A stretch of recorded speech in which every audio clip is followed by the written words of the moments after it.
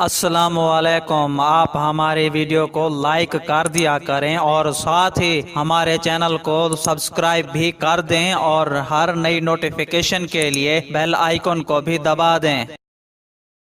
وزیر اعظم عمران خان کی سابق اہلیہ ریحام خان نے دعویٰ کیا ہے کہ وزیر اعظم عمران خان کے دستخطوں سے امریکہ میں 2 اور آسٹریلیا میں 1 کمپنی قائم کی گئی تھی جن کا مقصد غیر قانونی فنڈنگ حاصل کرنا تھا۔ ریحام خان نے وزیر اعظم عمران خان کی کمپنیوں کے دستاویزات اور دیگر ثبوت دکھائے۔ انہوں نے کہا کہ وزیر اعظم عمران خان کے دستخطوں کے ذریعے امریکہ میں 2 کمپنیاں قائم کی گئیں جن کا مقصد وہاں سے پارٹی کے لیے غیر قانونی فنڈنگ حاصل کرنا تھا۔ اسی طرح انصاف آسٹریلیا انکارپوریٹڈ کے نام سے کمپنی قائم کی گئی۔ ریحام خان نے کہا ہے کہ پاکستان کے قانون کے مطابق انٹرنیشنل انکارپوریٹڈ کمپنیوں سے فنڈنگ حاصل کرنا غیر قانونی ہے۔ ریحام خان کے مطابق عمران خان کے دستخطوں سے قائم ہونے والی ایک کمپنی کا LLC نمبر 5965 ہے جس میں $19,98,700 موجود ہیں۔ دوسری کمپنی کا LLC نمبر 6160